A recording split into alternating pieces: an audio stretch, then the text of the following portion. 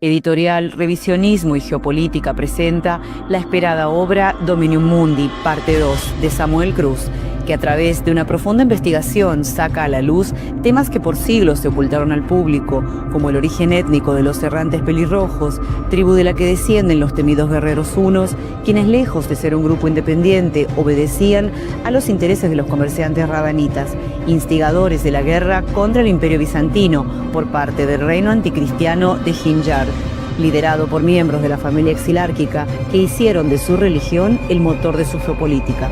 Sumérgete en este viaje revelador que cambiará tu perspectiva para siempre. Dominium Mundi parte 2, disponible en Amazon en formato físico y Kindle.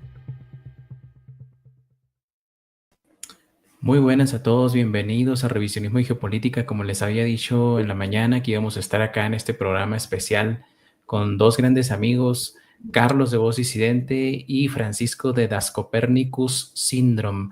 Les doy la bienvenida. ¿Cómo están, amigos?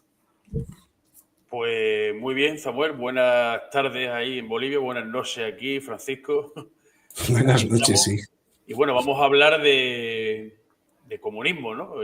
Bueno, me han dicho de peatonismo, ¿no? Vamos a hablar, podemos llamarlo ya directamente, ¿no? Porque así lo dijo Stephen Wise, que realmente él lo llamaba peatonismo, no comunismo. Y la verdad es que es así, tío. De eso de lo que vamos a hablar y vamos a demostrar una vez más que detrás de esto pues está lo de siempre. ¿Cómo no puede ser de otra manera? Así es. Nada, muchas gracias por la invitación una vez más y ya sabéis, un placer estar aquí y bueno, vamos a tener cuidado hoy con las palabras que elegimos, ¿no? Sí, porque como decíamos, o como decías tú fuera de grabación, fuera de pantalla, que estábamos ahí platicando mientras, pues parece que vamos a hablar muy poco de comunismo y más de... Pero es que mucha gente no comprende, y esto lo digo con todo respeto porque luego dicen, tú dices que somos burros. No. Yo no digo que son burras ciertas personas. Al que le quede el saco que se lo ponga nada más. Sí, porque la otra vez que estábamos haciendo un programa, Francisco y yo, alguien puso ahí, ustedes se pasan. Cualquiera que no esté de acuerdo con ustedes dicen que es tonto. No, que se sienta tonto el que quiera sentirse tonto. Nosotros nada más planteamos aquí las cosas y ciertamente, como digo, hay mucha gente que no comprende ni le entra en la cabeza que el comunismo haya sido creado por estas personas que tanto criticamos por acá. Pero bueno, hemos estado hablando, de hecho, una serie de programas que hemos estado haciendo con Carlos, donde hemos estado hablando de la historia de este pueblo de los falsos mesías, llegamos al comunismo, estuvimos hablando muchísimo del comunismo y quisiera empezar fuerte, ¿no? Porque hay muchas personas que todavía llegan a decir, Francisco y Carlos, que esos dichos del comunismo criminal, ¿no? De todos los crímenes que cometió el comunismo de millones de personas fallecidas, pues simplemente es una propaganda de la derecha, de ultraderecha, ¿no? Entonces, no sé qué nos puedes decir, Francisco y Carlos. Adelante, por favor. Hombre, no, para nada es una teoría de ultraderecha. Está más que contrastado, ¿no? De que por lo menos, mínimo, y yo creo que es poco, lo voy a decir así de claro, dicen que son 100 millones de muertes a lo largo de todo el mundo. Y yo, sinceramente, lo digo, me parecen pocos, porque realmente son muchos más que en la Unión Soviética desde 1918 hasta que terminó el gobierno de Stalin, murieron unos 60 millones de personas, tío. Es una auténtica locura. Y después, si contamos la revolución cultural de Mao y demás, mató a otras 60 millones de personas. Llevan ya 120, ya si contamos en Camboya, contamos en Vietnam, en Cuba y los demás sitios también en Sudamérica y demás, en África, pues yo creo que posiblemente esté más cerca de 200 millones o 150 millones para arriba. Sí. Francisco. Sí, yo estoy de acuerdo. Bueno, se hablan de una leyenda negra del comunismo, ¿no? Los que acusan, digamos, a la derecha de inventarse bulos sobre el comunismo, pero yo estoy de acuerdo con Carlos. Yo también creo que estamos más cerca de los 150 o 200 millones a los 100 millones, que es lo que realmente puedes encontrar como números oficiales, ¿no? Y ya sabemos quiénes manejan, digamos, los números oficiales y sobre todo quienes manejan las redes sociales, donde también buscamos mucha información. Y no es nuevo, ¿no? Porque hace rato nos estabas dando unas cifras, Carlos, de los oficiales que había, pero bueno, no nos vamos a adelantar. Digamos que podemos poner un punto de partida desde los personajes que lideraron la revolución bolchevique, ¿les parece? Les menciono dos rápidamente, Trotsky y Lenin. No sé qué nos pueden decir, tal vez cada uno puede abordar a un personaje, el que quieran, Carlos y Francisco. Bueno, pues la verdad que eran personajes con un principio tenían las mismas ideas, acabaron siendo bastante diferentes, ¿no? Porque, hombre, parece que fue algo más consciente que Trotsky, consciente de no, a ver, lo estoy llamando consciente, no lo estoy llamando una buena persona, de eso absolutamente nada. Lenin fue mucho más consciente de que en Rusia estuvo luchando en la Primera Guerra Mundial, después tuvo la revolución bolchevique y posteriormente una guerra civil, y entonces tomó conciencia de eso y se enfrentó a un Trotsky que desde siempre había sido un niño mimado de los banqueros internacionales, había sido puesto por ellos y que abogaba por una revolución permanente. Entonces, Lenin, viendo las cifras de muerte, un país que estaba totalmente devastado y demás, Lenin decidió, pues, por consolidar primero lo que viene haciendo la revolución en Rusia y, bueno, y demás estados, Ucrania y demás, y después expandirla por todo el mundo, como se vio después posteriormente con Stalin, una vez que murió Lenin, que por mucho, otra de las cosas que dicen, y me parece absurda, lo hacen nada más que para volver a Lenin un santo, es que Stalin hizo todo lo contrario de lo que quería hacer Lenin. Mentira totalmente. Stalin fue fiel a Lenin en todo momento.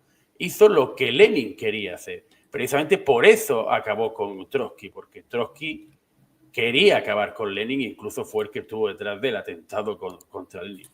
Y eso es una de las cosas que nos están engañando. Trotsky era un auténtico psicópata y Lenin era un auténtico psicópata también.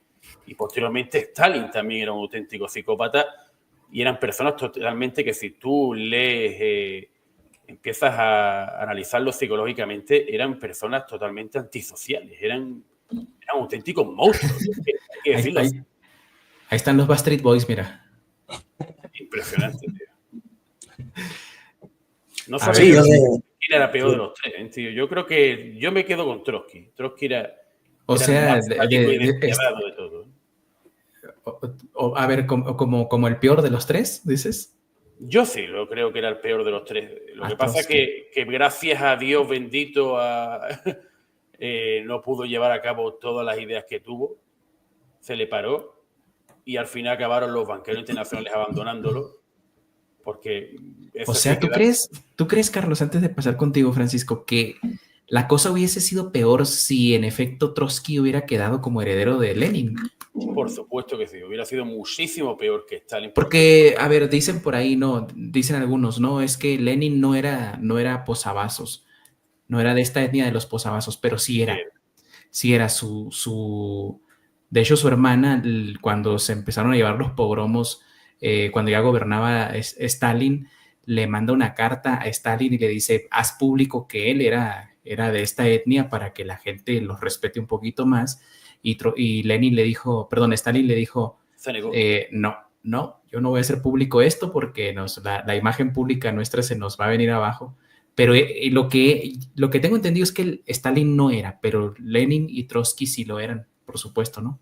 De Stalin hay autores que dicen que sí, otros que dicen que era medio, otros que era completo. Yo realmente pienso que tenía que tener alguna raíz, tenía que tener también de esta gente, porque también sabía y demás. Yo pienso que sí, tío. Carlos, por aquí nos dice la gente que si les puedes subir un poquito más de volumen a tu audio, porque creo que se está perdiendo entre el tuyo y el de Francisco. Digo, el mío y el de Francisco. Mientras, Francisco, adelante, por favor. Sí, yo iba a añadir con lo de Trotsky lo que ha dicho Carlos ya, que era principalmente el que tenía el apoyo de los cárteles bancarios internacionales, sobre todo también de la familia Rothschild, a través de, ¿cómo se llamaba? Jacob Schiff. Amschel, ¿no? Amschel creo que se llamaba. Y Ajá. no, ese fue el padre. Bueno, que, en fin, tuvo el apoyo de los cárteles bancarios internacionales y bueno, y coincido, quizá no fue el peor por hechos, pero sí ideológicamente fue el peor de los tres.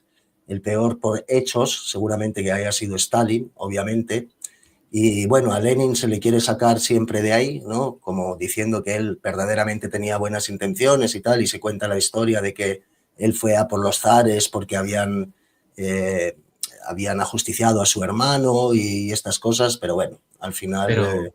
Pero su hermano era un terrorista, pues, o sea... Claro, es que es eso. Es que es eso. Es lo que no entiendo, pues, o sea, dicen, ay, no, lo ejecutaron sin juicio. Eras un terrorista, o sea, su padre era un terrorista, su hermano era un terrorista. O sea, todos eran terroristas en esa familia. Adelante, Francisco. Sí, eso iba a decir. Entonces, es simplemente que se le quiere pintar un poco la cara de mejor, ¿no? Para que pues, siga habiendo gente a día de hoy que pueda caer, sobre todo en el comunismo leninista, ¿no? Que es lo que además aquí en España defiende mucha gente. Por otro lado, porque a veces solemos entender que cuando la revolución bolchevique o cuando el zarismo cae, los que gobernaron inmediatamente fueron los bolcheviques, pero no era así, ¿no? Hubo otro gobierno, un gobierno que no tenía nada que ver con, bueno, que esto de que no tenía nada que ver era raro, ¿no? Pero, ¿qué nos puedes decir de este previo? Porque después lo derrocan este gobierno, Kerensky era, ¿verdad? El que se queda Sí, gobernando. Si no me equivoco, eso fue la Revolución de Febrero, ¿no? Creo que fue. Y era digamos, un gobierno técnico, por llamarlo de alguna manera, ¿no? Que debía ser transitorio. Y luego fue, creo que en el Octubre Rojo, donde ya Lenin fue quien hizo o comenzó lo que fue la revolución bolchevique, ¿no? Pero sí, hubo un gobierno transitorio después de tumbar el zarismo, básicamente. Sí, pero fue el mismo el que le entregó el poder a los bolcheviques, ni más ni menos. Fue Kerensky, que también era, casualidades, por supuesto, de esa etnia, perteneciente a la vena ibrí, exactamente igual que el señor Trotsky, pues blanco y en botella. Es el paso previo a, como hemos visto en otros países, a que se dé una revolución bolchevique. Siempre tiene que estar primero el liberalismo. El liberalismo va siempre de la mano con el comunismo. Eso lo hemos podido comprobar siempre. Hay gente que le llama judeocomunismo. ¿Será por esto? De que, o sea, cuando no era Lenin era Trotsky, y cuando no era Trotsky era Kerensky, y siempre hay una nariz asomándose ahí. ¿Por qué? ¿Ustedes creen que tiene que ver con esto? Si fuera una nada más, Samuel, ¿eh? Si fuera una nada más. Bueno, es básicamente con la idea que tienen ellos de crear un orden mundial bajo el control suyo, ¿no? Tiene básicamente que ver eso, porque al final el comunismo fue una ideología expansionista, ¿no?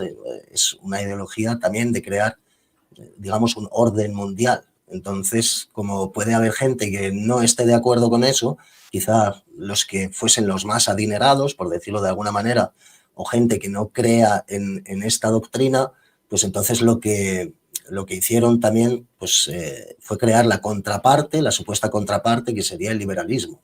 Entonces, ellos siempre controlan los dos lados de la historia, los dos bandos en las guerras y los dos bandos ideológicos, y realmente es como lo que hemos visto estos últimos años, que me salgo un poco del tema, pero bueno, de que toda la gente le está dando ahora la culpa a los demócratas de lo que ha pasado, ¿no? En Estados Unidos, de todo lo que ha pasado con estas ideologías LGTB y todo eso.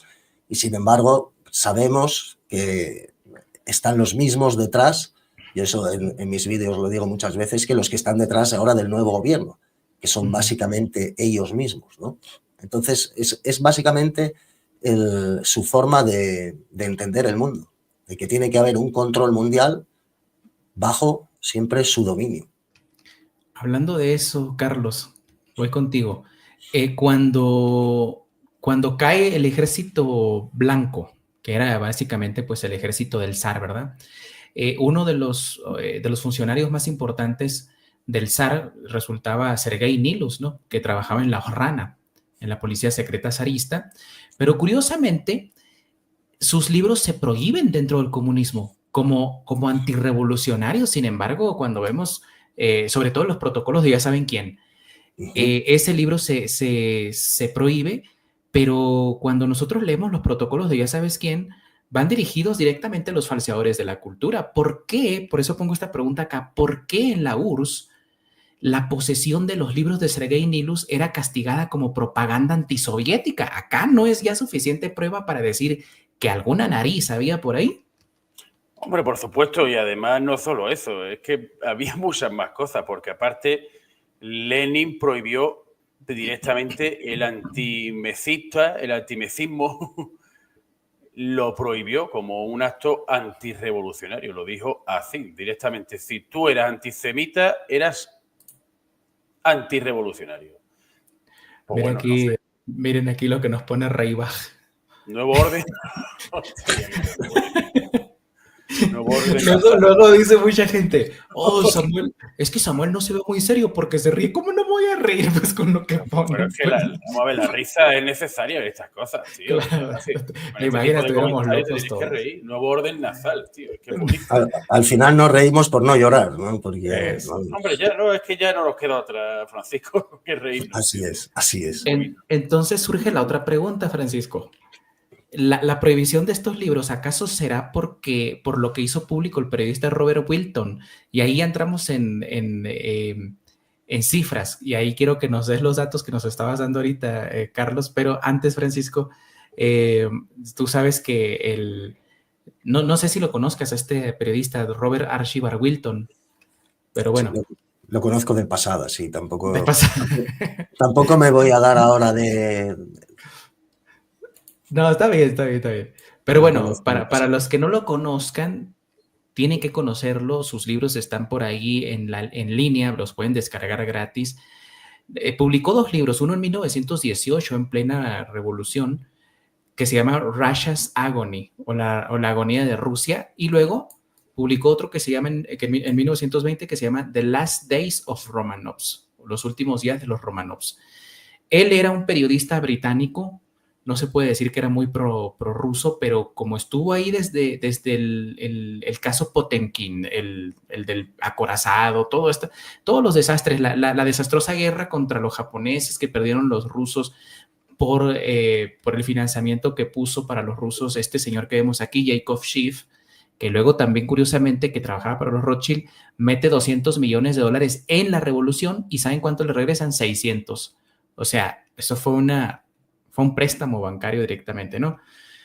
Pero este señor saca a la luz unas cifras que tenemos por acá, un videíto. Déjenme adelantarlo rapidito esto. Aquí. No, en esto no. Ni esto. Les voy a poner este pequeño videíto y quiero que nos hagas comentario, Francisco, porque lo que vemos aquí es las cifras de los funcionarios que había en la revolución, perdón, en el gobierno bolchevique. Vemos ahí todos esos Jotas. Arriba dice: la lista incluía 17 rusos, 2 ucranianos, 11 armenios, 35 letones, 15 alemanes, 1 húngaro, 16 georgianos, 3 polacos, 3 finlandeses, un checo, un caraín, que es una secta Jota, y 457 Jotas. ¿Qué nos puedes decir? ¿Qué puedo añadir más a eso? Es que realmente digamos, el comunismo es judaísmo, directamente, es que no se puede. Y además, una cosa, luego habría que ver esos 17 rusos, los 2 ucranianos y los 11 armenios, a ver qué origen tienen estos. Porque ellos, es lo que decía el hombre H, ¿no? Decía, esta gente puede estar hoy en Alemania, mañana en Bélgica, pasado en Canadá y al día después en España, y se hacen pasar por un autóctono, pero realmente el único interés que tienen es el suyo, ¿no? El de su origen. Entonces habría que ver qué origen tenía esa gente también. Sí, es que incluso en China hay de estos tipos que tú los ves, son iguales que cualquier otro chino y son de esta etnia también. Y curiosamente, también casualidades, obviamente, eran los que estaban detrás, los que fueron a luchar en el ejército rojo de allí de China, en la China de Mao Zedong. También curiosamente, por supuesto, casualidades siempre.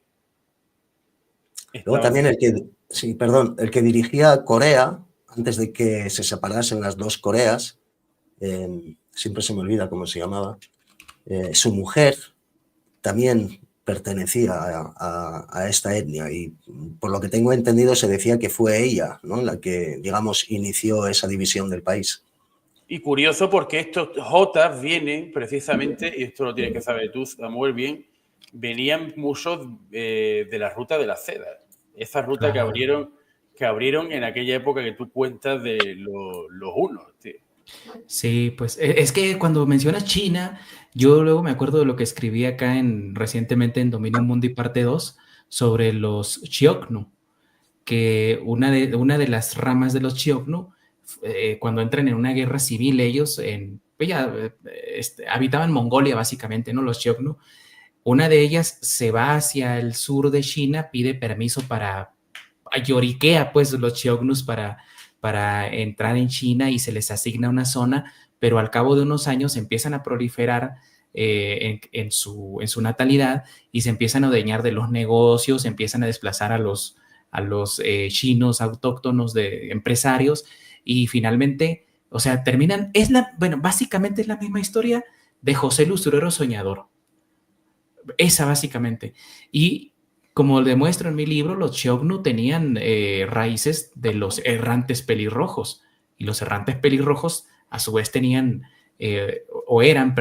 una tribu que se había formado, o un grupo que se había formado a través de los que habían escapado del cautiverio en Asiria y en Babilonia. Exactamente. Y se habían ido. Perdona, te interrumpa, Samuel. No, dime.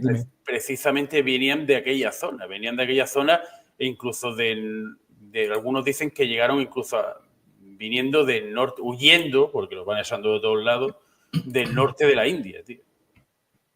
Se establecieron también en China. O sea, fíjate todo eso, ¿no? Hace rato nos estabas dando unas cifras, Carlos. Me gustaría que estos tipos estuvieron detrás de la Revolución China también. Ahí está, pues, o sea, y para la gente que diga, oh, no, ustedes nada más les tienen envidia. Carlos, pero ahorita nos estabas dando unas cifras sobre los periodistas, porque son lo que acabamos de poner ahorita son los funcionarios englobados en lo que fue el gobierno bolchevique cuando toma el poder, ¿no? Cuando, como decía Churchill, que ahorita vamos a poner un artículo bien interesante de Churchill, cuando toman de los pelos a esa gran nación. Por favor, para que la gente los conozca y para que te hagamos comentarios, Francisco y yo, de eso. Pues vamos a hablar de esto. Estas cifras son sacadas del libro de Derrota Mundial de Salvador Borrego Escalante. Que lo tienes ahí, por cierto, ¿verdad? Lo tengo aquí el libro. Lo he hecho un pantallazo para no tener que ponerme aquí con el libro a buscarlo. Y lo tengo aquí en el ordenador. Voy a leerlo, ¿vale? Compártelo si quieres. Se ve muy mal. Lo que se ve en la página que yo le he bueno. echado una foto y ya está, Samuel. Ya. Si quieres lo puedo compartir, pero me parece una tontería. No sé, ¿quieres que lo comparta? Me da igual. Pues sí, tal vez, sí, para verlo. Vale, pues lo voy a compartir. Un segundito. Por cierto, yo creo que este programa es el único que Matías no va a editar porque siempre me anda editando porque se me escapan las malas palabras. Y aquí nos dice Betty González creo que es. Samuel, también te he estado viendo en TLB1 en Odyssey.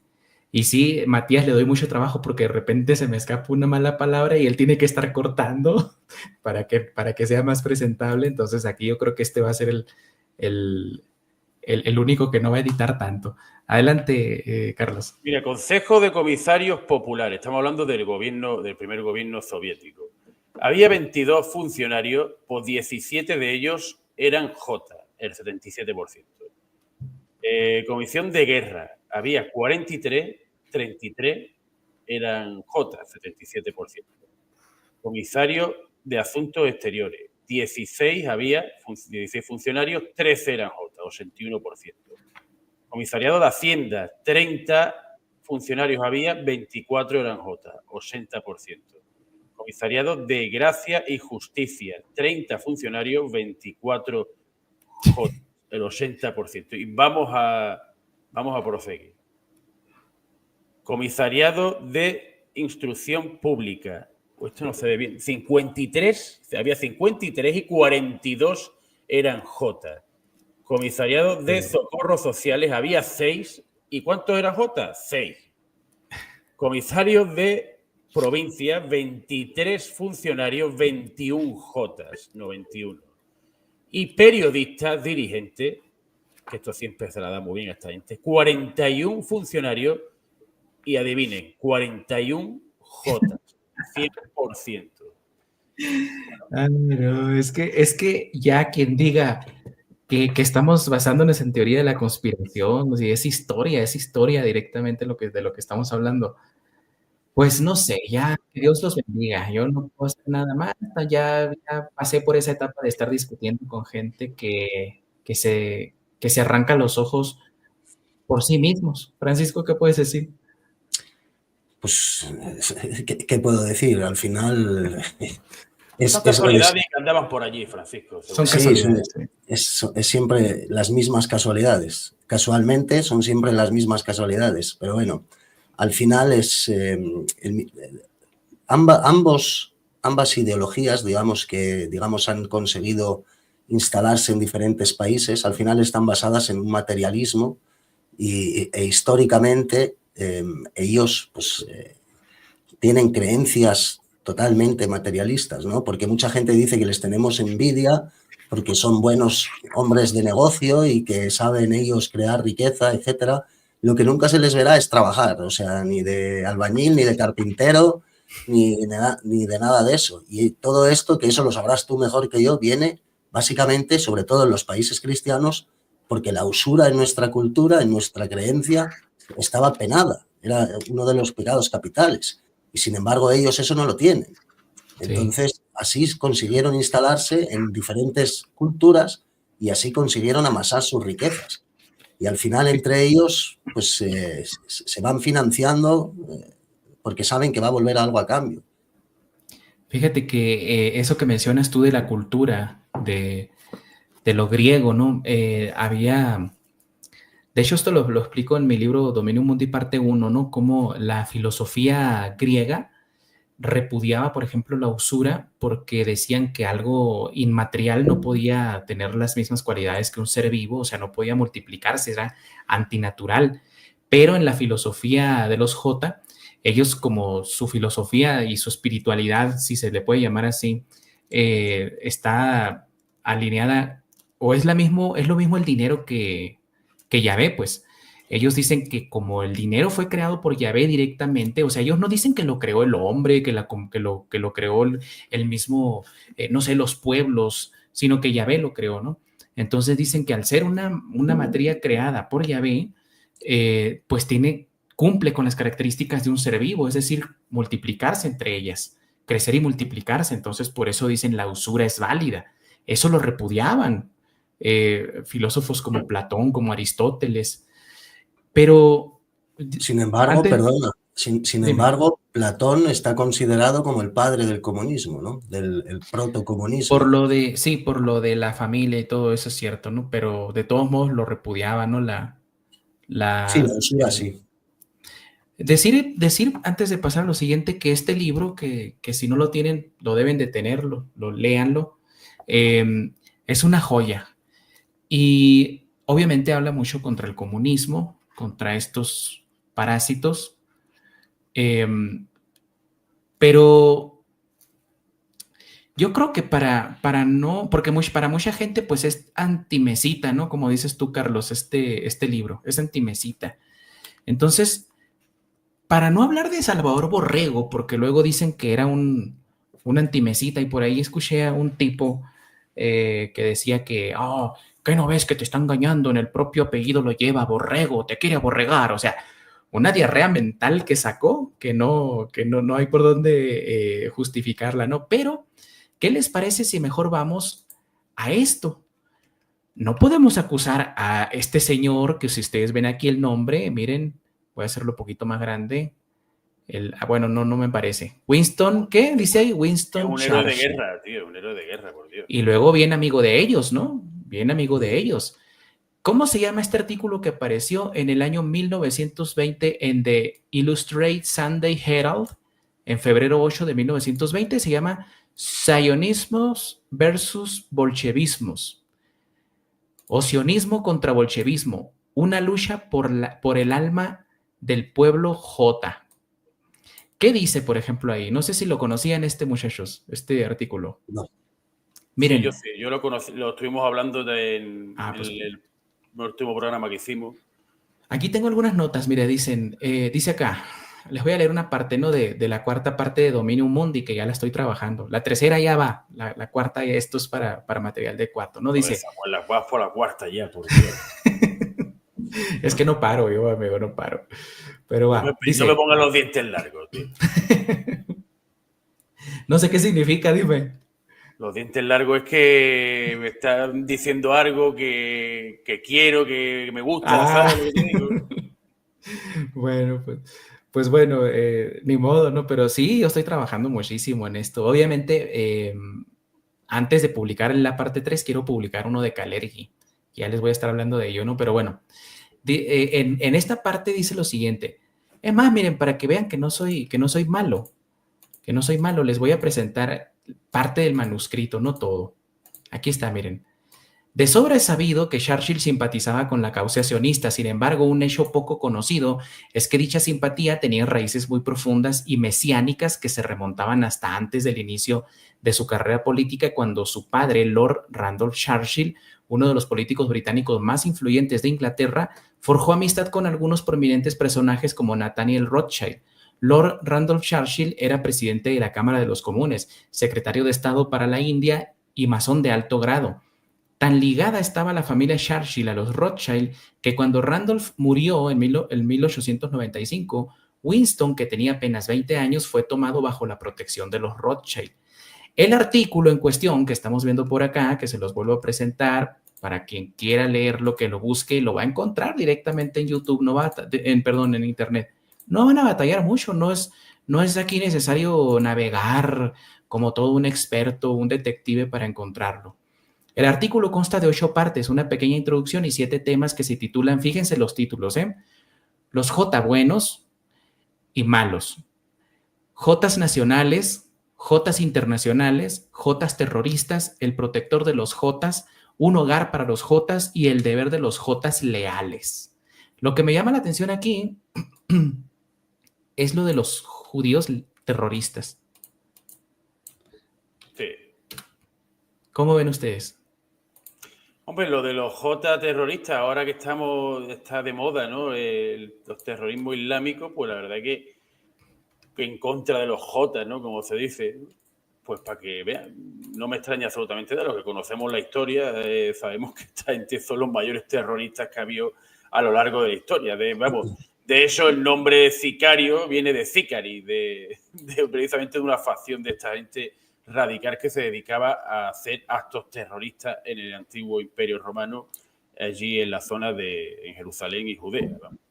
Así que, bueno. Dice Lo que pasa aquí, es que la historia la falsifican, como siempre, pues no tiene saber.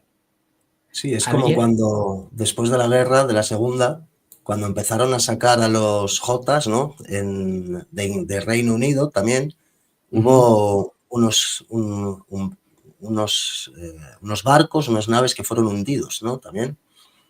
No sabía eso. ¿Cómo estuvo? Es que no lo recuerdo exactamente ahora, no sé si Carlos lo tiene más fresco en la cabeza, pero hundieron barcos llenos de Jotas, que obviamente fueron los mismos Jotas los que lo hicieron. Sí, si el mismo Yahvé ya hablaba de castigar a su pueblo, tío, constantemente. Entonces, pues ellos también lo ven bien. Si para llegar a su gobierno mundial y a todos los designios que ellos tienen por su dios satánico, tienen que matar a muchos de los suyos, lo van a hacer. De eso lo han hecho también muchas veces. Les leo un poquito. Dime, Francisco, adelante. Sí, como el 7 de octubre del 2023. Efectivamente. El Mossad que estaba detrás de Hamas, que también lo sabemos ya bastante, pues ahí mataron a muchísimos de los suyos. Y además que se vio que la misma FDI, como dice Enrique Lemus, fuerzas de defensa, manda cojones, que esa gente lo llamen fuerzas de defensa, es decir, el ejército más ofensivo del mundo, pues dispararon a los suyos, tío, directamente. Dispararon a los suyos. Sí, porque hay mucha gente que se cree que lo que está pasando en Palestina es un conflicto, digamos, religioso, pero cuando empezó, hace ya 80 años, un poco más, realmente era un movimiento nacionalista árabe, el movimiento palestino, no era un movimiento, digamos, islámico, como nos lo están vendiendo ahora. Y prácticamente todas las agrupaciones islámicas han sido creadas por ellos. Bueno, y esta gente no paraban de cometer actos terroristas antes de la declaración Balfour, antes de que se creara el Estado de Israel, los que cometían actos terroristas allí en Palestina, pero no solamente contra árabes, señores, esto lo tengamos claro, contra británicos también lo hacían. Británicos. Aquí se narra, mira, en este libro, La Rebelión, escrito por Menachem Begin. Aquí se narra con pelos y con señas cómo ellos mismos, como siempre, le muerden la mano al que les dio de comer. En la tercera parte de los libros estos que estuvimos hablando el otro día, los que yo tengo, lo que tú querías... Ah, sí. Por la tercera parte te lo explica muy, muy bien. Fíjate, aquí acabo de abrir nada más al azar una página. Fíjate lo que dice. Nosotros hicimos estallar la rebelión porque lo exigía nuestra esclavitud. Disentíamos en la manera de luchar por nuestro pueblo, no en la manera de gobernarlo. La lucha por el poder no es ilegítima en sí misma. O sea, básicamente el fin justifica los medios. Pero me gustaría leerles un poquito aquí de este artículo de Winston Churchill. Dice, Sionismo contra bolchevismo, una lucha por el alma del pueblo judío. Por Winston Leonard Spencer Churchill. A algunas personas les gustan los jotas y a otras no, pero ningún hombre reflexivo puede dudar del hecho de que son sin duda alguna la raza más formidable y notable que jamás haya aparecido en el mundo. Disraeli, el primer ministro, a mí también me dio risa, Disraeli, el primer ministro judío de Inglaterra y el líder del Partido Conservador, que siempre fue fiel a su raza y orgulloso de su origen, dijo en una conocida ocasión, el Señor trata con las naciones como las naciones tratan con el Jota. Ciertamente cuando miramos el estado miserable de Rusia, donde de todos los países del mundo los jotas fueron tratados con mayor crueldad, aquí no existía todavía el señor del bigotito, ¿no? Y lo contrastamos con la suerte de nuestro propio país, que parece haber sido tan providencialmente preservada en medio de los terribles peligros de estos tiempos, debemos admitir que nada de lo que ha sucedido desde entonces en la historia del mundo ha desmentido la verdad de la confiada afirmación de Disraeli. Básicamente, propaganda, ¿no? Uh-huh. Si te portas bien con nosotros, te va bien. Si no, no te vamos a traicionar. Básicamente es eso, ¿no? ¿Qué opinan? Sí, ellos lo achacan a Yahvé, pero realmente es la traición que cometen ellos. O sea, ¿sí? O sea, igual no.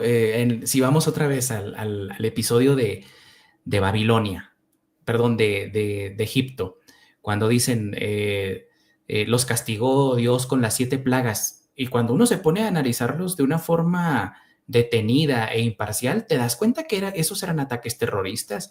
O sea, cuando dicen las aguas del Nilo quedaron contaminadas supuestamente porque se pusieron rojas, porque Yahvé lo ordenó.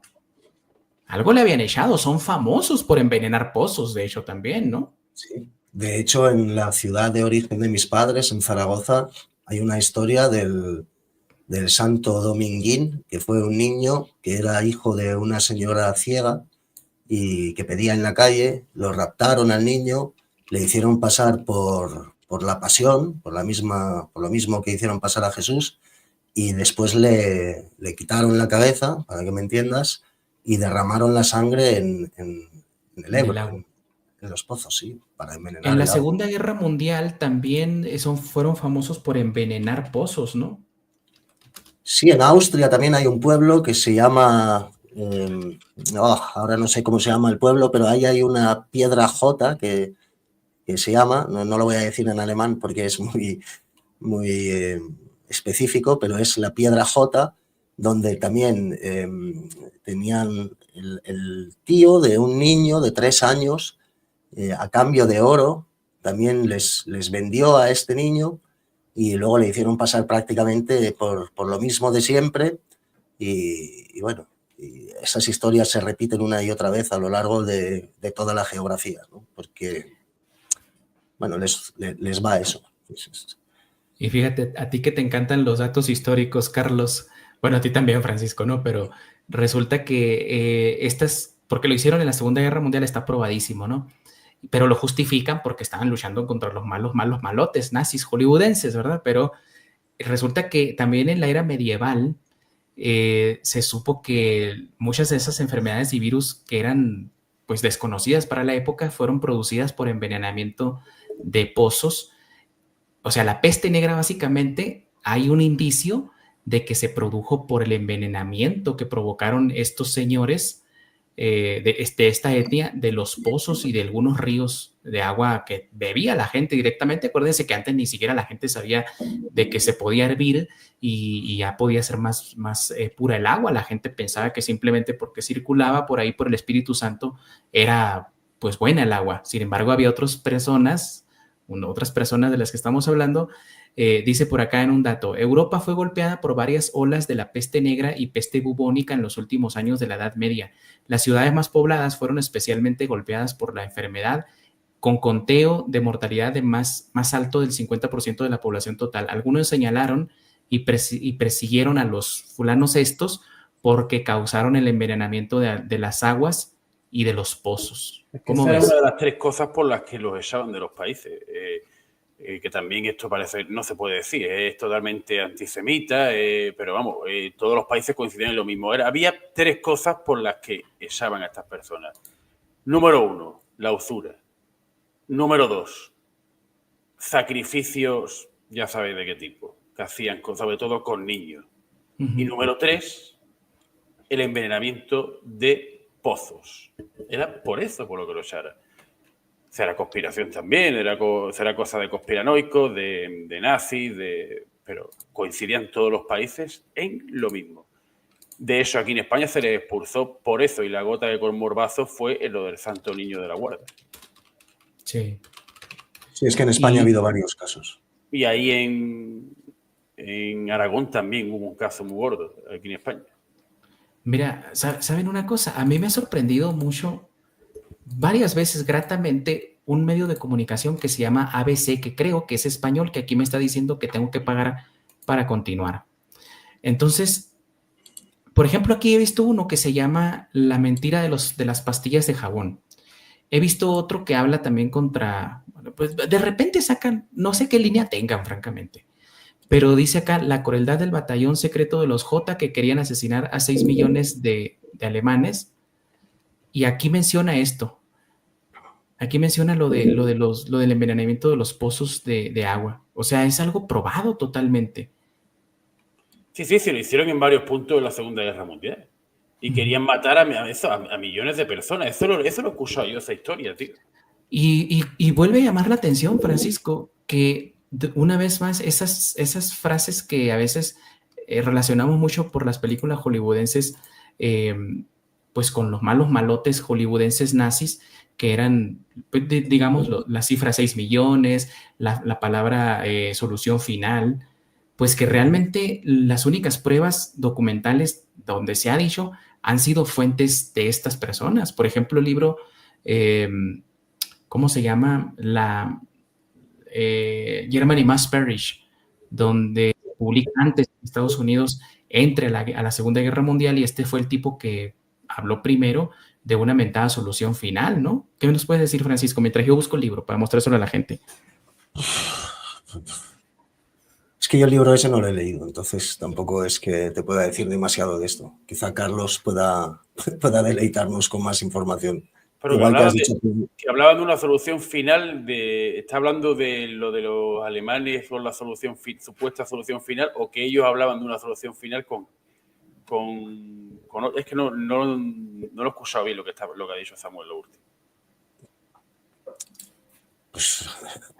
Pues no te sé qué decir. La verdad es que tampoco me he enterado muy bien, si te soy sincero. Samuel, ¿se lo puedes repetir? Estaba buscando aquí el tema que estábamos hablando justo antes y no me he enterado demasiado bien. Pero es difícil de la encontrar. pregunta.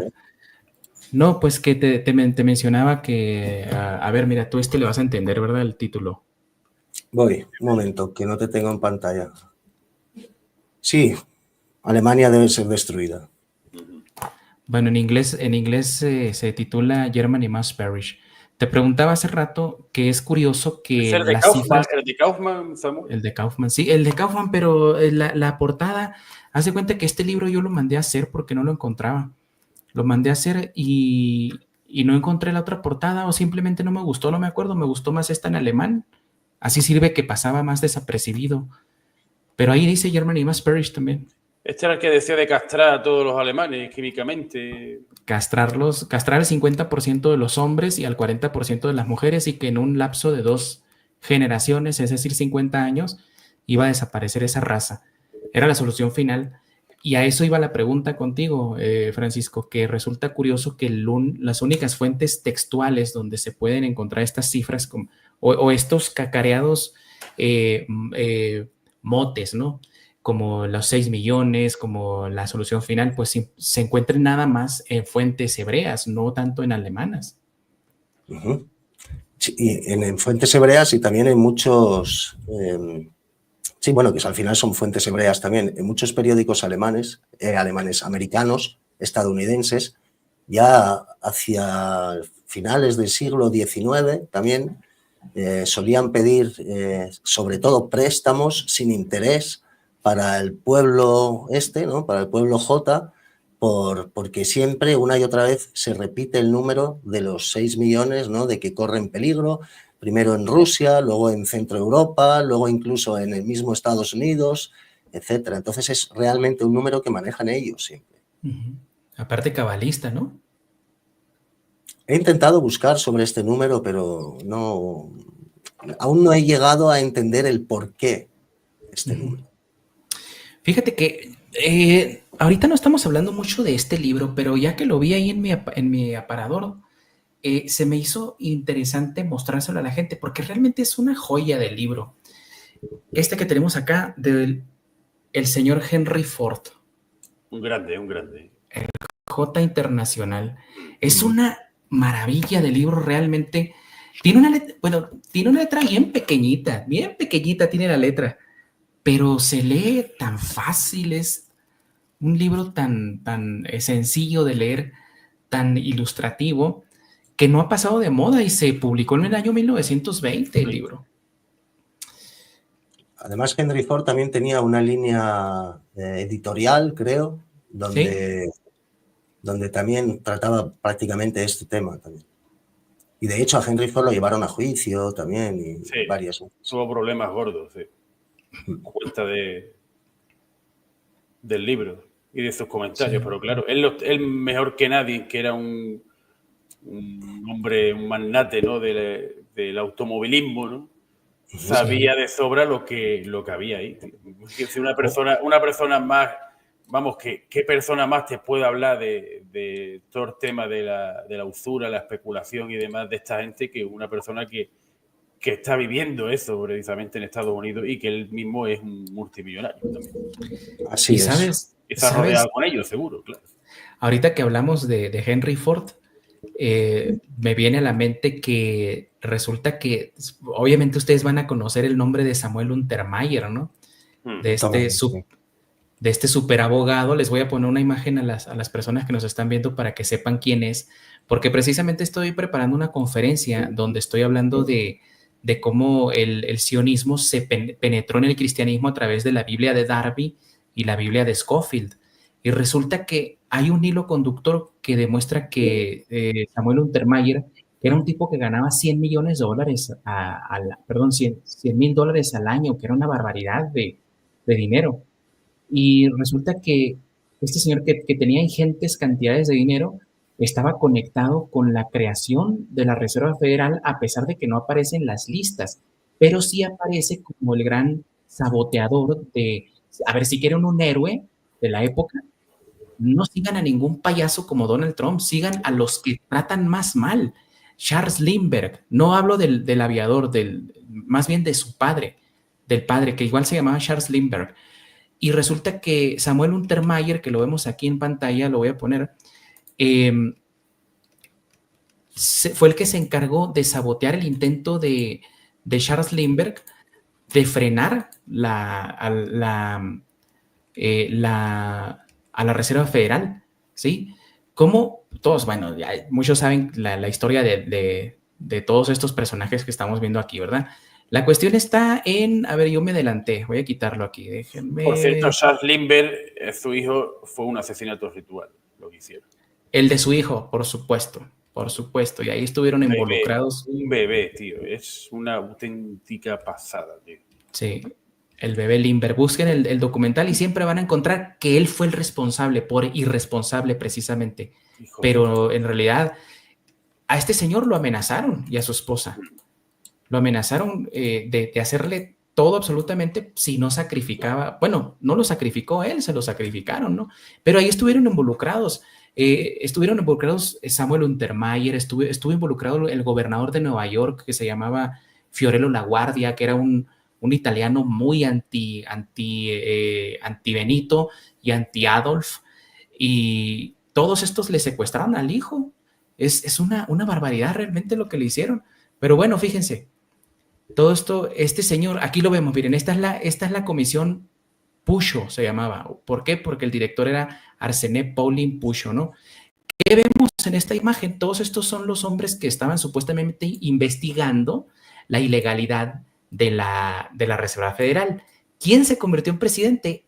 Este baboso que vemos acá. Y ahí vas a tener que quitarle Matías, perdón.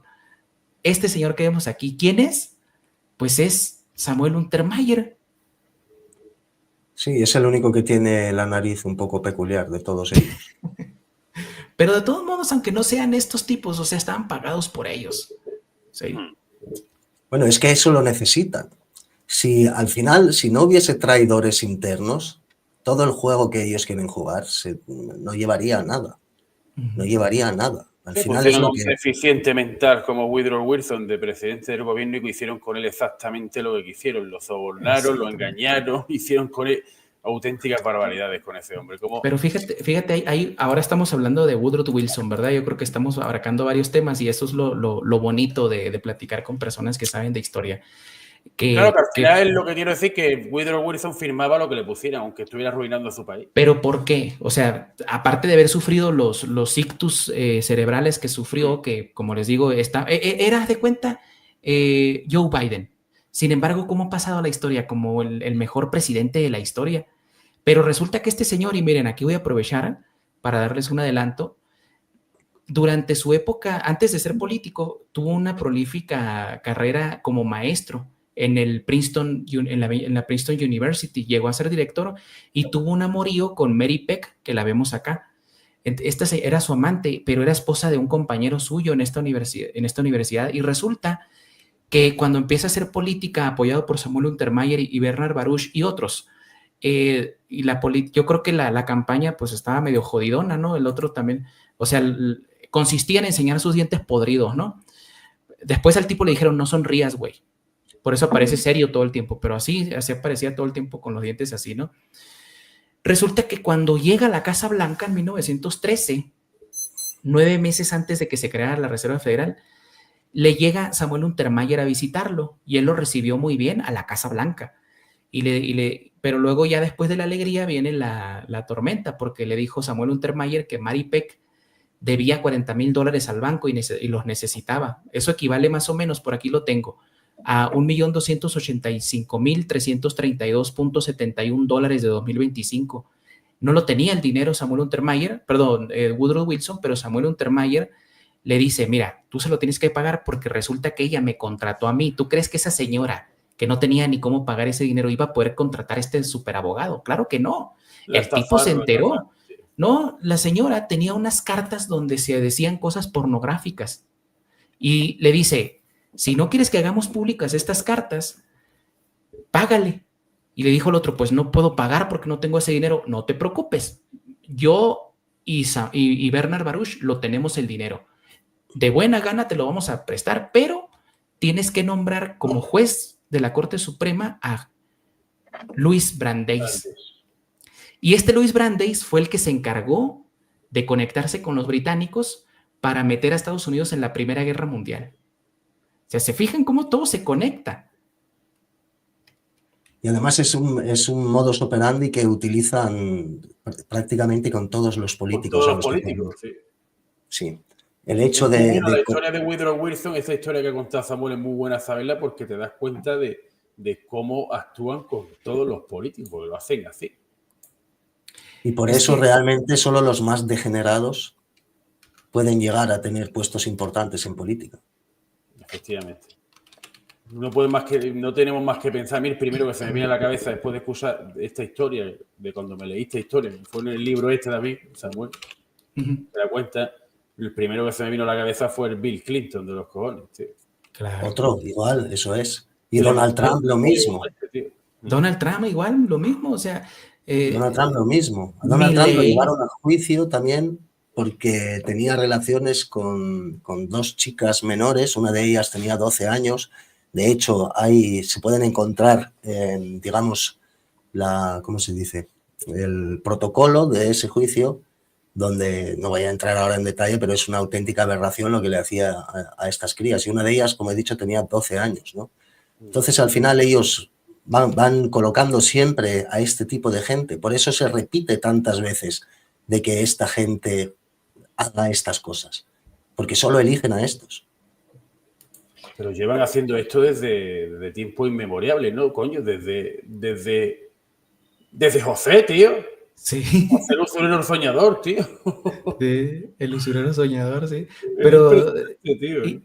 Y luego después de que destruyeron Egipto, destruyen Babilonia de la misma forma. O sea, es realmente un modus operandi antiquísimo. Ahora, Francisco con Esther, tío, también. Es que fue impresionante. ¿Perdón? Con Esther también, claro. Y ahora que estamos en este curso de los acontecimientos, hablando de figuras como Donald Trump, que son todos básicamente lo mismo, y que siempre eligen a uno que tenga un pasado oscuro, ¿verdad? Para tenerlo agarrado de los yaclobos. Resulta que, pues, ¿de quién era amiguito Donald Trump? Del mentado Epstein, ¿verdad? De la isla. Sí, así es. Pero resulta que el proceneta J, no puede faltar de mí. Pues claro. Pero también en la época de Babilonia, cuando los ejibi controlaban toda la economía babilónica, contemporáneo de los ejibi era un mentado Mardoqueo. Les suena, ¿verdad? El Mardoqueo de la historia bíblica de Esther. Y resulta que en las fuentes persas, cuando uno lee las fuentes persas, te das cuenta que ellos dicen que Mardoqueo no solamente era el primo esposo novio de Esther, era su amante aparte, ¿no? Sino que él era encargado de un gremio que se dedicaba a conseguirle jovencitas a los príncipes, señores de la guerra, reyes, o sea, era el Epstein de la época, pues. Básicamente, era proxeneta. Se la saben todos los cabrones, tío. Adelante, Francisco, te corté hace ratito. Sí, no, incluso él ya en los años 90 invitaba al Epstein, creo, en los 90 o a principios de los 2000 a su casa esta de Mar-a-Lago. O sea, no es que ya él fuese a la isla, sino que él mismo lo invitaba a él, ¿no? Y fue durante su mandato cuando se murió Epstein, ¿o fue ya con Donald Trump? No, fue con Biden ya, pero bueno, ahora también dijo que iba a desclasificar no sé cuántos documentos y la lista del Epstein también, y no ha desclasificado nada de la lista. Sí, pues igual que el asesinato de Clinton también, de Kennedy. Exactamente lo mismo también. Y el padre de Trump también estaba ya en logias también. O sea, que es que esto viene de largo. O sea, no ha salido de la nada. O sea, la gente no sale de la nada. Pero te das cuenta, por ejemplo, tiene 3 hijas, ¿no? Tengo entendido Donald Trump. Las 3 casadas con J. después ves a esta gente siempre, Stalin, las 3 mujeres que tuvo también fueron jotas, siempre hacen lo mismo, tío, llevan haciendo lo mismo, pero siempre, tío. El Lenin estaba casado también con, bueno, Lenin era medio jota o jota entero, estaba casado también con la Krupskaya esa de los cojones, que la tía esa era telita, era trotskista la tía también. Y es que todo siempre, el que no jota te lo casan con un jota, tío, para tenerlo controlado. Para que los niños puedan ser jotas tiene que ser la madre. La madre sí. Si el padre es jota y la madre no, entonces el hijo no hereda eso. De hecho, el último mujer de Stalin fue Rosa Kaganovich. Fue la hija. Curioso apellido, Kaganovich, que es obviamente hermana de la zar inspirado. Kaganovich, que era el auténtico cerebro detrás de la Unión Soviética. Era el hombre, el mayor genocida del siglo XX. Un hombre que mató mínimo a 30 millones, estuvo detrás de la muerte de 30 millones de personas. Ese era el auténtico cerebro de Stalin, porque Stalin al final, sí, era un tipo siniestro, astuto y demás, pero era un enfermo mental alcohólico, tío, ya en los últimos años de sus últimos 20 años de vida, y el que llevaba el gobierno era la zar Kaganovich, realmente. Pero lo que me llama la atención del apellido es que al final de cuentas es una variación de Kagan o Kagan, o de Kaganato, pues, de Kaganato Házaro, pues. Házaro, sí. O sea es interesante, ¿no? Hay un discurso, no sé si ustedes lo habrán visto alguna vez, que explica bastante bien esta historia. Es un discurso impresionante realmente, que si no lo han visto, búsquenlo de esta forma. Yo sé que está en español, pero pongan ahí Benjamin Friedman, discurso en español. No sé si lo habrán escuchado, Carlos y Francisco. No te sabría decir. Es una joya. Este tipo era jota. Era jota, pero se convirtió al catolicismo. Dio un discurso en el año 1961 devastador contra el sionismo. Es que me suena ese nombre, por eso me sonaba precisamente a eso. Mira, no sé si lo vayamos a encontrar en español. No sé si sea francamente. Sí, aquí está, pero no está en español. This speech is an explanation of the plans now being laid to throw the United States into a third world war. It was made a short time ago before a large group in the congressional room of the Willard Hotel in Washington, D.C. Both the speech and the question and answer period later so electrified the audience that a group of patriots has transferred it to 2 long-playing records which you may buy to play for friends, clubs, and your church groups in your community. Obviamente no lo vamos a escuchar todo, es larguísimo, dura 1 hora, ¿no? Pero acabo de encontrar un link en el cual yo lo había encontrado en español. Ojalá que exista todavía, pero se los recomiendo muchísimo. Tú que dominas, mira, ya no está. Pero tú que dominas el inglés, Francisco, no sé si tú, Carlos, también, pero... No, yo, un poco, a media, algo. Sí, me lo he apuntado, lo buscaré y lo veré. Se los voy a mandar a todos aquí en el chat, porque es una joya realmente. Yo no sé por qué las letras en los subtítulos se estén viendo tan bajitas, ¿no? Ahí el color, ¿no? Pero a ver, voy a adelantarle un poquito, nada más para escuchar 2 minutos. August 25th, in the freedom that I'm here, and I've never... Ahí va a empezar.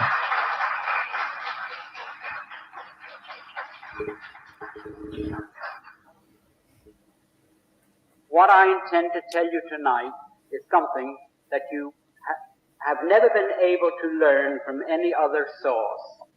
And what I tell you now concerns not only you, but your children and the survival of this country and Christianity. I'm not here just to dish up a few facts to send up your blood pressure, but I'm here to tell you things that will help you preserve what you consider the most sacred thing in the world, the liberty and the freedom and the right to live as Christians, where you have a little dignity and a little right to pursue the things that your conscience tells you are the right thing as Christians. Now, first of all, I'd like to tell you that on August 25th, 1960, that was shortly before election, Senator Kennedy, who is now the President of the United States, went to New York and delivered an address to the Zionist Organization of America. In that address, to reduce it to its briefest form, he stated that... Miren, de verdad que me encantaría dejarlo todo, pero es larguísimo. Pero por favor, véanlo, lo acabo de compartir ahí, se los voy a mandar a ustedes también. Pero bueno, vamos a ir cerrando porque se nos está yendo el tiempo. Creo que hemos abarcado muchas cosas y al final de cuentas, como dijo Francisco, pues hablamos muy poco del comunismo, pero hablamos de las personas que lo controlan. No solo en Rusia, no solo en Rusia. O sea, Fidel Castro también, por ejemplo, que es, digamos, el que más se conoce hoy en día, ¿no? Y sobre todo aquí en España, que para esta gente de aquí de Podemos y de eso es un referente. Él era Jota también. Además, creo que lo había guardado por ahí. Y Maduro también. Además, Maduro dicho también, por él, ¿eh? Hay vídeos dicho por él que yo lo he visto diciendo que él tiene sangre sefardí, lo dice. Así es. Y antes ha puesto a alguien en el chat del Feijóo también, que sería lo que es aquí la derecha en España. Bueno, la derecha, que también es uno. También es sefardí. Tienen, al final, es muy difícil encontrar a gente que no formen parte de esta gente. En todos lados, Francisco, en absolutamente todos lados, tío. En todos. Entonces, si me dejas simplemente poner un momento esta imagen. Compártelo. Aquí, vale. Presentar, compartir. Oigan, lo acabo de encontrar aquí en mi computadora. El discurso. El discurso en buen español, ¿eh? Tuve la dicha de poderlo descargar a tiempo, creo. O sea, en buen español me refiero a que con bonitas letras y todo. A ver, ahí está. ¿Qué es eso, Francisco? Es Fidel Castro. Madre mía, tío. No, como dicen algunos en el DF, creo que dicen, no mam, no shin, no hot. Qué increíble realmente. Hostia, Francisco, tío. Lo que el mundo desconoce, ¿no? A mí muchas veces me llaman loco, me dicen, no, tú estás loco, estás obsesionado. Y les digo siempre, sácame un tema. En 10 minutos te los encuentro. Y están siempre, en todos lados, en todos lados. De hecho, el Che Guevara también, ¿eh? Che Guevara de segundo apellido, por lo que parece se llamaba Lynch. No lo dudaría ni poquito, de verdad. Y como Mao les digo, miren, era de los de la tribu esa que estoy hablando también. ¿De los quiénes? ¿De los Chocnu? Sí. No me digas. De aquellos que vinieron huyendo de, bueno, que llegaron de la ruta de la seda. Mira, si queréis, porque si alguno no se creéis esto, bueno, usted que sí, obviamente, no vaya a desconfiar de mi palabra, pero si alguno por aquí por el no se cree esto, pongan en YouTube ahora mismo, hay un canal de un Jota que va yendo por el mundo buscando Jotas. Y ¿cómo se llama? Queréis poner que no voy a decir porque no quiero insultar a nadie en horas de directo y un programa con muchos suscriptores y no quiero problemas. Pero vamos, no voy a decir lo que me parece el tío, porque lo he visto en varios vídeos y me parece... No lo voy a decir. Total, que ponéis en el buscador chinos Jotas y vais a flipar, que son totalmente igual que un chino normal y corriente, tío. Que no es incapaz de no, vamos, que no se pueden reconocer. ¿Es este? Es ese tío, al que me refiero, sí. Bueno, no lo vamos a poner para no darle propaganda. Ahí está. Pero sí, ahí están. ¿Existe? Oye, pero no son muy chinos tampoco que digamos, ¿eh? También se les nota un poquito, por ejemplo, este que está acá, ¿verdad? Sí, algunos tienen que tener algo, pero yo he visto el vídeo, este tipo tiene 2 vídeos de eso, tío, y son totalmente chinos. Tú eres incapaz de distinguir si son chinos. Mira qué interesante esto. Ah, perdón, dime, Francisco. Sí, aquí he encontrado, como ha dicho, pon eso en el buscador, lo he puesto un momento. y se ve que hay el Kaifeng, el Harbin y otras comunidades J en China, en Shanghái. Y sale aquí la foto de uno que, bueno, que es una mezcla curiosa. La verdad Entonces es que... la pregunta que me está surgiendo ahorita, ¿será que quieren, no sé, en algún momento mover su sede Un de poco por el control? mundo, decía Marcanar, sí, sí. Les voy a poner esta parte del discurso, Que tiene porque un es la parte que me 20% que interesa dice mucho donde hasta la habla madre, de dice de toda la madre, de verdad. Es que no me quiero tocarlo, no quiero, pero es un tipo desagradable, no puede más, tío. pues bueno, vamos a dejarlo ahí. Pero bueno, antes de despedirnos, les quiero poner esta parte donde Benjamin Friedman habla sobre la forma en que se hizo la Primera Guerra Mundial. Vamos a escuchar un poquito y sobre todo lo de Palestina. Un poquito más para atrás le voy a dar. Ahí, va. New York and delivered an address to the Zionist Organization of America. In that address, to reduce it to its briefest form, he stated that he would use the armed forces of the United States to preserve the existence of the regime set up in Palestine by the Zionists, who are now in occupation of that area. In other words, Christian boys are going to be yanked out of their homes, away from their families, and sent abroad to fight in Palestine against the Christian and Muslim Arabs who merely want to return to their homes.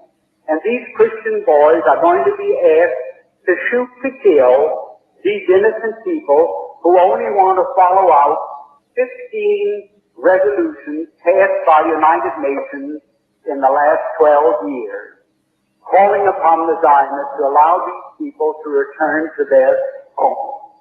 Now, when United States troops appear in the Middle East to fight with the Zionists as their allies to prevent the return of these people who were evicted from their homes in the 1948 armed insurrection by the Zionists who were transplanted there from Eastern Europe.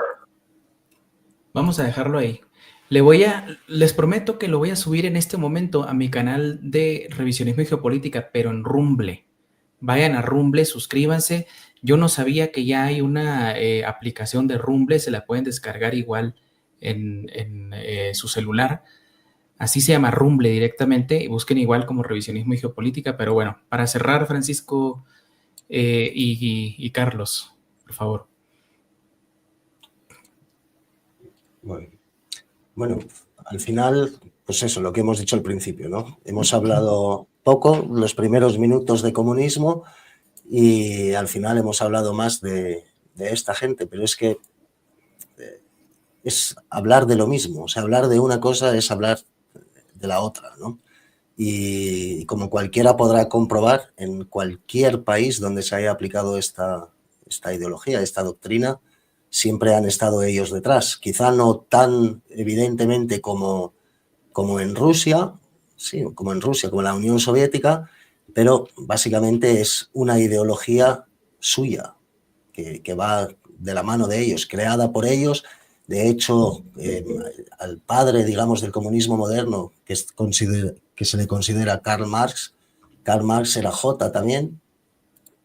Eso supongo que lo sabríais. De hecho, sí. Él no se llamaba Karl Marx, sino que se llamaba Moses Mordecai Levy, creo que se llamaba. Además era sobrino de los Rothschild.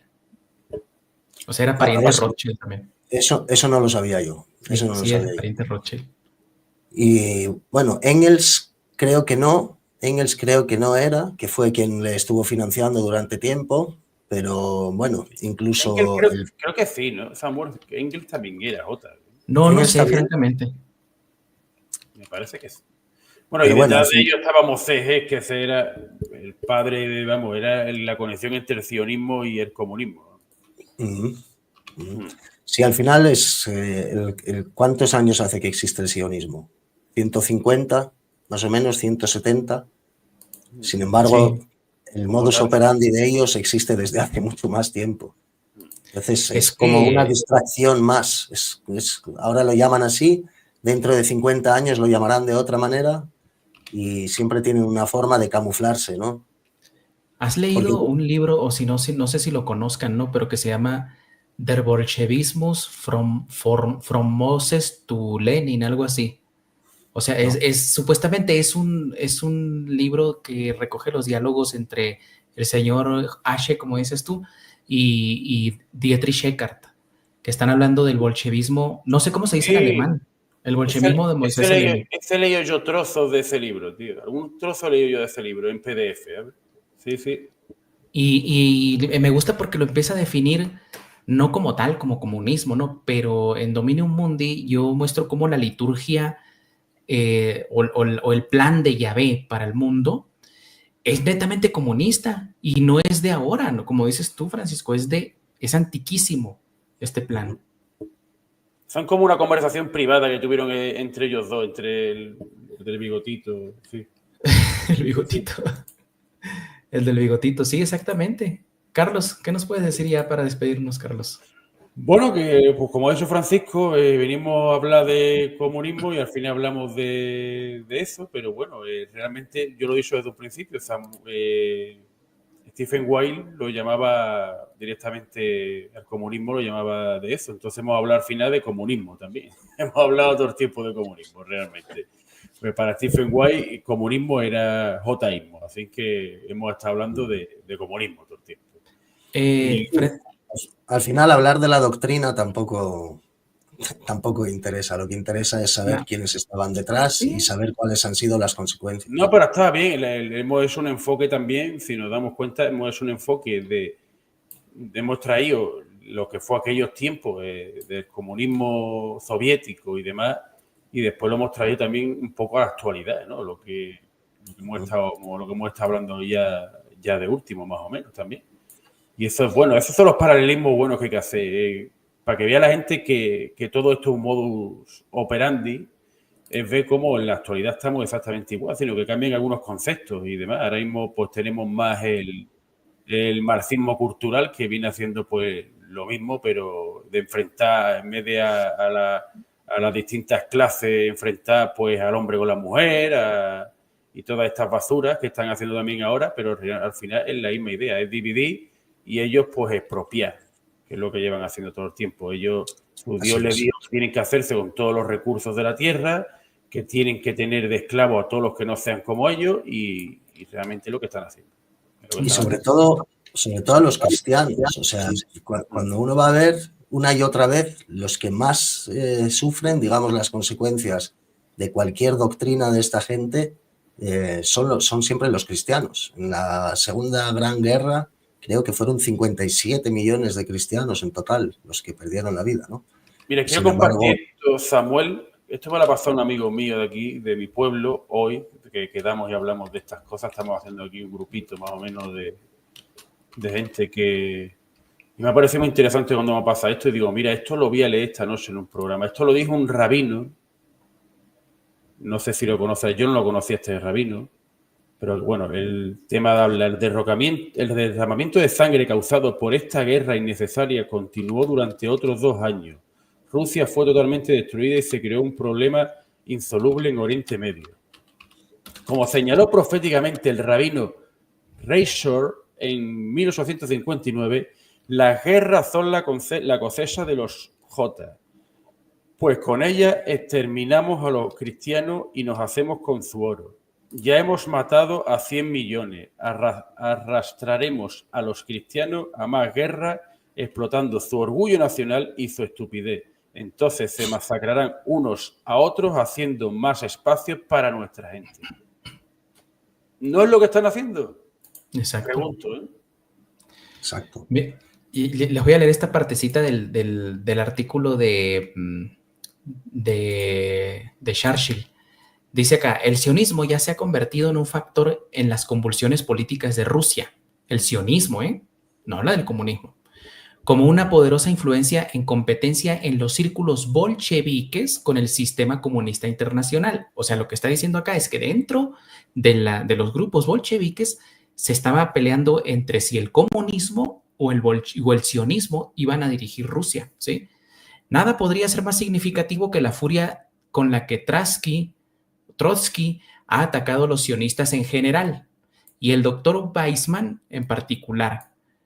La cruel penetración de su mente no le deja ninguna duda de que sus planes de un Estado comunista mundial bajo la dominación judía se ven directamente frustrados y obstaculizados por este nuevo ideal, es decir, el sionismo, que dirige las energías en las esperanzas de que los judíos en todas partes, en todos los países, hacia una simplificación, una meta más verdadera y mucho más alcanzable.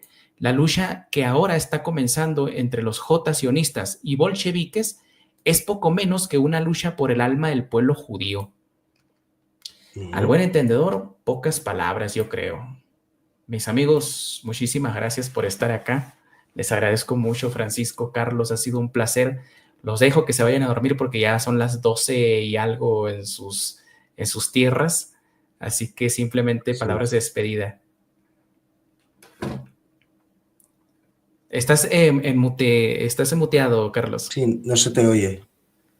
Que tú sabes que da igual a la hora que sea, son las 12:23, que es un honor y un placer estar aquí contigo. A mí me encanta venir aquí, estar en programas contigo, con Francisco, hablando de estos temas que al final, pues mira, empezamos hablando de una cosa, la vamos variando, pero yo creo que es lo que a mí me gusta, tío, es lo que a mí me gusta. Además estamos hablando de historia, estamos hablando de lo que me fascina y como siempre dicen, cuando alguien está haciendo algo que le gusta, el tiempo pasa volando y no cuesta, nada cuesta, aunque sea esta hora tan tarde que son aquí, Samuel.